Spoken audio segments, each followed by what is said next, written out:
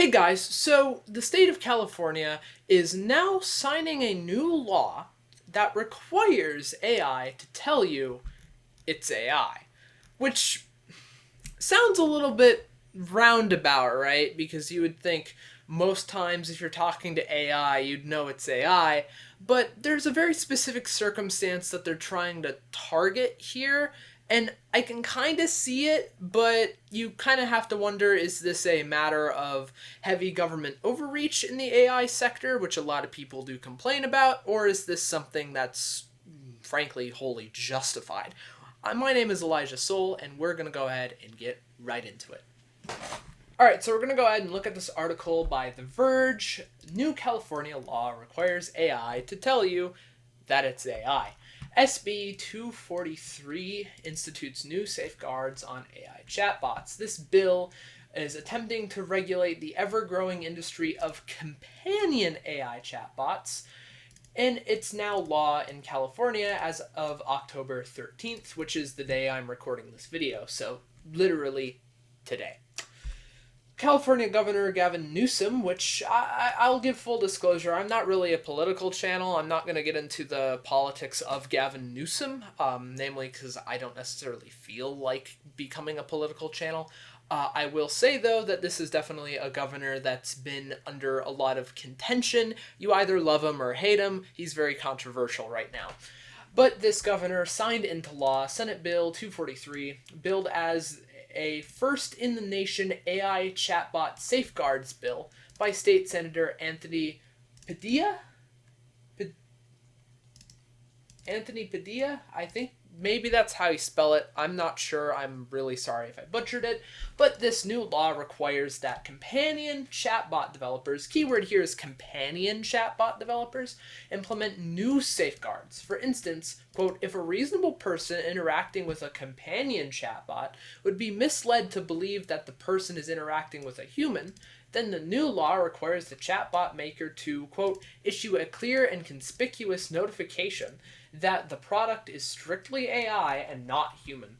Starting next year, the legislation would require some companion chatbot developers to make annual reports to the Office of Suicide Prevention about safeguards they've put in place to, quote, detect, remove, and respond to instances of suicidal ideation by users. And the office would need to post such data on its website. This is a quote from Newsom, emerging technology like chatbots and social media can inspire, educate, and connect, but without real guardrails, technology can also exploit, mislead, and endanger our kids. Which, no offense, but every politician ever in the past, 20 years has said this. I'm sorry. This isn't new information. No kidding. But okay, I'm gonna try to break this down a little bit because this is kind of interesting. So this first of all talks about companion AI chatbots, which I'm sure the law is probably going to be a little bit finicky on how that's interpreted, but I would say that kind of is somewhere along the line of Chat GPT, not the GPT models, but Chat GPT, the usage of talking to an AI bot, not for any specific particular purpose. So not GitHub Copilot. I don't know if that would really be considered a companion chatbot, because that's more of an agent whose purpose is one sole specific task. At least that's how I would interpret the law. I'm not a lawyer, I'm not a lawmaker, I don't know how this would be interpreted in a court or whatever, and I'm sure that will eventually, in time, be tested, as with every law ever written. Eventually it will be tested, it will be brought to court, and some judge is going to make some interpretation on how it's supposed to work. But regardless, this law targets specifically companion chatbots, which I'd probably say would range somewhere between the likes of ChatGPT and Claude to character AI or something like that. So basically anything that could be used for more interpersonal conversation or presumably role play, right?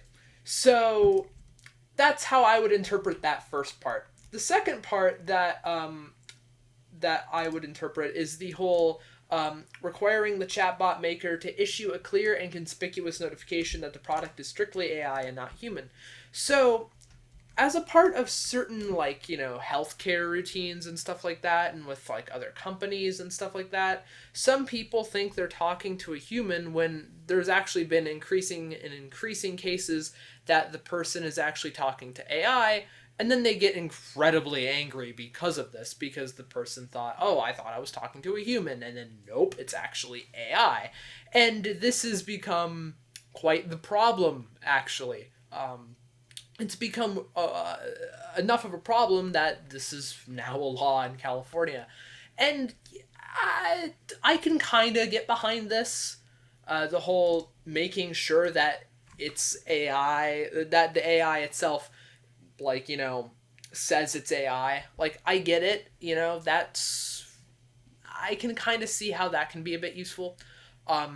Like, that one really too I'm not against, really. Especially when you keep in mind the fact that, yeah, there's been increasing instances where AI, like, companies will use AI to just kind of skip the human level, but they never quite say that it's AI. And then when you start juggling that into things like healthcare and mental health, that kind of becomes a little bit of a problem because, sometimes people get misled and then they'll get angry and yada yada. It's a whole mess. So, yeah, I get that. Now, here's the interesting thing here. So, this part here about the whole annual reports to the Office of Suicide Prevention about safeguards they put in place to detect, remove, and respond to instances of suicidal ideation by users. So this is addressing a specific issue that's been cropping up as of recently, namely with AI suicide, where people will be talking to GPT or whatever, and there's a whole bunch of lawyers saying that ChatGPT fueled it, or character AI fueled it, or it's a whole mess right now. People are getting really, really, really personal with AI to the point where there's entire subreddits and whole subcommunities dedicated to people effectively having AI partners, AI boyfriends, girlfriends, anything in between. It's kind of become a bit of an issue where some people aren't seeking out actual real human relationships and they're going to the robots. I don't know. It's definitely an issue, and a lot of people are starting to point out the fact that, how do you call it? A lot of people are starting to point out the fact that, like, oh, wait, ChatGPT isn't really responding to the whole suicide thing the way, like, in like a good fashion. And, it might not be trying to direct the person to the help they need and stuff like that. And it's becoming a pretty big issue. It's becoming a quite big topic. And this law is supposed to put some safeguards in place to, detect, remove, and respond to instances of suicidal ideation by users to, combat this whole issue of ChatGPT knowing of somebody's suicidal ideation and not doing anything about it. Now, there is one rebuttal to this I've heard of, and it's the fact that some people don't necessarily want their AI reading into every little word they say and then, like, getting all, I guess, the one rebuttal I've heard about this is that some people don't want their AI reading into every word they say, and then if they think that something's a little bit wrong, that you're going to get, like, reported to the police or something. I haven't looked into this law that far, so I can't say for sure, but I don't think that's exactly going to happen. And look, I'm just going to be upfront with you. If you're using ChatGPT and you are worried about your privacy, you shouldn't be using ChatGPT. If you're that worried about your privacy, self-host an AI model. I'm If you want my opinion, I think there should be some safeguards in place to if to basically detect, oh, if the user's talking about suicidal ideation, refer them to the proper mental health services. I don't think there should be like some kind of system where it's like immediately reported to the police or something like that. But even then, that's not really possible. I do think some people probably take these things a little bit too far, and they read like the state of California is putting in safeguards that's going to detect what I say and they're going to report me to the police or something like that. Like, no, that's not going to happen. I doubt it anyways. And even then, the resources to do something like that is quite difficult. I do think there should be safeguards in place so that there's I wouldn't I think there should be safeguards in place so that if the person expresses suicidal ideation, then they should be referred to what is it, like 988 or like whatever it's the suicide hotline number is. But like I do think that should be done. I don't think ChatGPT should strictly entertain those ideas, in my opinion.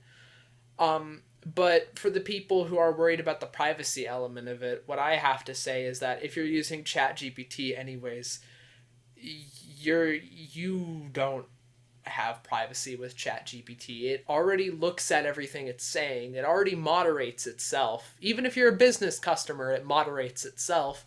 You are better off, quite frankly, you self-hosting your own model if you're that worried about that. There are models, even uncensored models, you can get online for free. If you're that worried about privacy, you should do that.